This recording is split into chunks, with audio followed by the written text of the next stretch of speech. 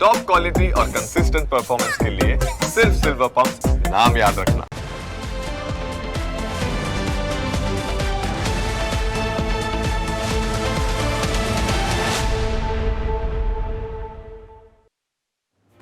નમસ્કાર, તમને સ્પર્શતા તમામ સમાચારોની શમને ફિકર એટલે જ હું આપના માટે લઈને આવ્યો છું પ્રાઇમ 9 વિથ જીગર. પ્રાઇમ 9માં આજે 3 અલગ અલગ મુદ્દાઓની વાત કરીશું. પહેલો મુદ્દો અમરેલી અને ભાવનગરમાં વરસેલા તોફાની વરસાદનો છે. વરસાદે કેવી રીતે આખા ગુજરાતમાં જે શરૂઆત કરી છે તે કયા પ્રકારની છે તેની વાત કરીશું. બીજો મુદ્દો પ્લેન ક્રેશમાં જીવ ગુમાવનારા લોકોના પરિવારજનોની વ્યથાનો છે. અને ત્રીજો મુદ્દો સુરત એરપોર્ટ નજીક રહેલા સૌથી મોટા જોખમનો છે.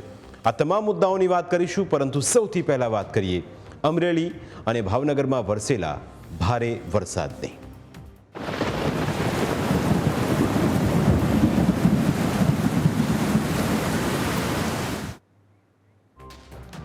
ઉનાળાની કાળજાળ ગરમીથી લોકો ત્રાહિમામ પુકારી ઉઠ્યા હતા. વરસાદના આગમનની આતુરતાથી રાહ જોઈ રહ્યા હતા અને જ્યારે વરસાદ આવ્યો તો પહેલા દિવસે ભૂક્કા બોલાવ્યા.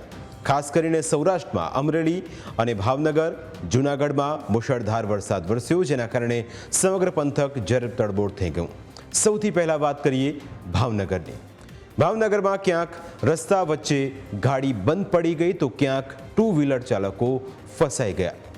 નદી નાળા છલકાઈ ગયા. આ દ્રશ્યોમાં તમે જોઈ શકો છો કે જ્યાં નજર કરો ત્યાં બસ પાણી જ પાણી જોવા મળી રહ્યું છે. આ દ્રશ્યો તળાજા પંથકમાં આવેલા ગ્રામ્ય વિસ્તારના છે. અહીં જો પાણીના પ્રવાહમાં ફસાઈ ગયા તો સમજો તેવી સ્થિતિ હતી કે બચી જ ન શકાય. જ્યારે ભાવનગર જિલ્લાના મહુવામાં નદીઓમાં પૂર આવતા શાળાએથી ઘરે પરત જઈ રહેલા બાળકો ફસાઈ ગયા. તલગાજરડા ગામ નજીક પૂરની સ્થિતિ સર્જાતા અહીં આવેલી મોડર્ન સ્કૂલના 50 બાળકો ફસાઈ ગયા હતા. દ્રશ્યોમાં જોઈ શકાય છે કે વિદ્યાર્થીઓના પાણીમાં કેડ સુધી ડૂબી ગયા હતા. ત્યાંથી બહાર નીકળી શકાય તેવી કોઈ પરિસ્થિતિ ન હતી, જેને પગલે તાત્કાલિક વહીવટી તંત્રની મદદ લેવામાં આવી હતી અને રેસ્ક્યુ ટીમ દ્વારા તેમને બચાવી લેવામાં આવ્યા હતા અને તેમના ઘર સુધી પહોંચાડવામાં આવ્યા હતા. મેઘરાજાએ એવી રીતે તોફાની બેટિંગ કરી કે નદીઓ ગાંડી તૂર બની ગઈ. આ દ્રશ્યોમાં તમે ભાવનગરના સિહોર પાસે આવેલા કોઝવે તણાવવાના દ્રશ્યો જોઈ શકો છો. પહેલા જ વરસાદમાં બુઢણાથી પાલીતાણા હાઈવેને જોડતો કોઝવે પાણીના ધસમસતા પ્રવાહમાં તણાઈ ગયો. પહેલા જ વરસાદમાં અહીં નવા બનાવાયેલા રસ્તા ધોવાઈ ગયા, એટલે કે તંત્રની નબળી કામગીરીના કારણે ચોમાસાના પ્રારંભે જ લોકોની મુશ્કેલી સતત વધી ગઈ. આ તરફ બોટાદમાં પણ અતિ ભારે વરસાદના કારણે લોકોની મુશ્કેલી વધી. અહીં રસ્તા પર પાર્ક કરેલી ગાડી તણાવા લાગી. ઉતાવળી નદી બે કાંઠે તેનું પાણી શહેરમાં ફરી વળ્યું, જેના કારણે કાર તણાવા લાગી હતી. આ દ્રશ્યો જ કહી આપે છે કે અહીં કેટલી ગંભીર પરિસ્થિતિનું નિર્માણ થયું હશે. ભાવનગર અને બોટાદની જેમ અમરેલીમાં પણ મેઘરાજાએ તોફાની બેટિંગ કરતા પીપાવાવના ધામ નજીક 22 જેટલા મજૂરો ફસાઈ ગયા હતા. ચારે બાજુ પાણી હતું. સાંજ પડી ગઈ હતી. તેવામાં લોકોના જીવ બચાવવાની કામગીરી પડકારજનક હતી. જોકે પાણીના ધસમસતા પ્રવાહ વચ્ચે કોસ્ટગાર્ડ, પ્રાંત અધિકારી અને તાલુકા વિકાસ અધિકારીની ટીમ ઘટના સ્થળે પહોંચી અને તમામ શ્રમિકોને બચાવી લીધા હતા. આ તરફ અમરેલીના લીલિયા પંથકમાં એસટી બસ પાણીમાં ફસાઈ જતા લોકોના જીવ તાળવે ચોંટી ગયા. લોકોને એક સમય લાગવા લાગ્યું કે બસની સાથે તેઓ પણ પાણીમાં તણાઈ જશે. આ બસ અમરેલીથી ગારિયાધાર જઈ રહી હતી. આ રૂટ પર રસ્તામાં આવતા ભોરીગડા ગામે બની રહેલા કોઝવે પર ડાયવર્ઝન અપાયું હતું. તેમ છતાં બસના ડ્રાઈવરે કોઝવે પરથી બસ પસાર કરતા આખરે બસ પાણીમાં ફસાઈ ગઈ હતી. જોકે સ્થાનિક ગ્રામજનોની મદદથી તમામ મુસાફરોનો આબાદ બચાવ થયો હતો. જોકે હવે અમરેલી જવાના હો તો તાળજો, કારણ કે અહીં ચોમાસામાં ઘરની બહાર નીકળવું કોઈ ખતરાથી જરાય કમ નથી. કારણ કે અહીં ગમે ત્યારે ગમે ત્યાં વાહનો ફસાઈ જાય તેવી ફૂલ ગેરંટી હોય છે. અમરેલીના સાવરકુંડલામાં પણ અતિ ભારે વરસાદના કારણે લોકોની મુશ્કેલી વધી ગઈ.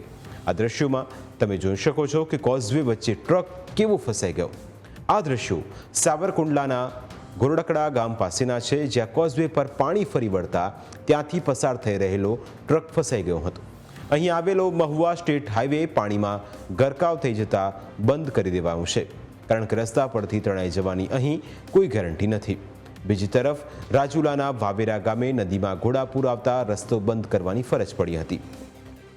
રસ્તા પર કેડસમાં પાણી વહેતા હોવાના કારણે ગામમાં આવવા જવાનો રસ્તો પણ બંધ થઈ ગયો હતો. અહીં ઘાણો નદીમાં પૂર આવતા 2 લોકો હનુમાનજીના મંદિરે ફસાઈ ગયા, જેમને બચાવવા માટે ભારે જહેમત ઉઠાવવી પડી હતી. રાજુલાના હડમતિયા ગામે પણ સ્થિતિ ભયાનક જોવા મળી. અહીં ઘણા પશુઓ ફસાઈ ગયા, જ્યારે ઘણા પશુઓ તણાઈ ગયા.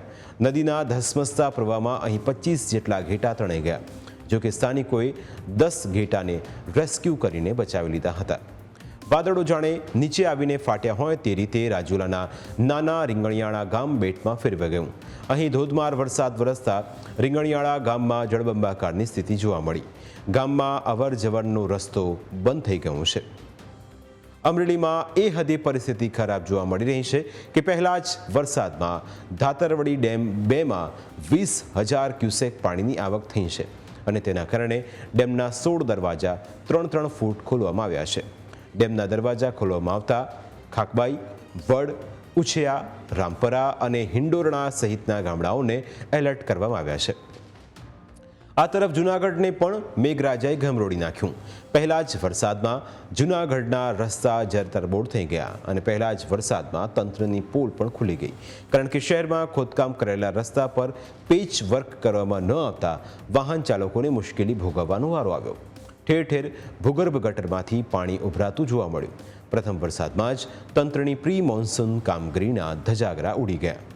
ઉલ્લેખનીય છે કે હવામાન વિભાગે રાજ્યમાં ભારે વરસાદની આગાહી કરી છે.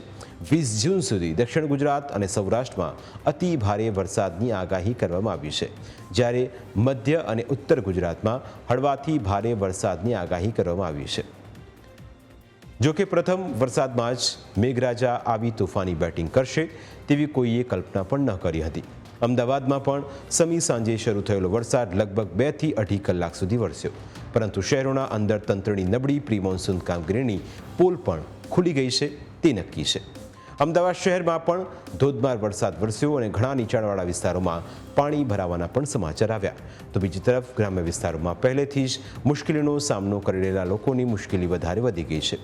અમરેલીમાં વધારે વરસાદના કારણે તંત્ર દ્વારા બચાવ દળની ટીમોને એલર્ટ મોડ પર રાખવામાં આવી છે અને સરકાર પણ જે રીતે રાજ્યમાં વરસાદ વરસી રહ્યો છે તેની તકેદારીના ભાગરૂપે તમામ જિલ્લાઓમાં એક એલર્ટ પણ જાહેર કર્યું છે. પ્રાઇમ 9માં સમય થયો છે બ્રેકનો. બ્રેક બાદ વાત કરીએ અમદાવાદ વિમાન દુર્ઘટનાની.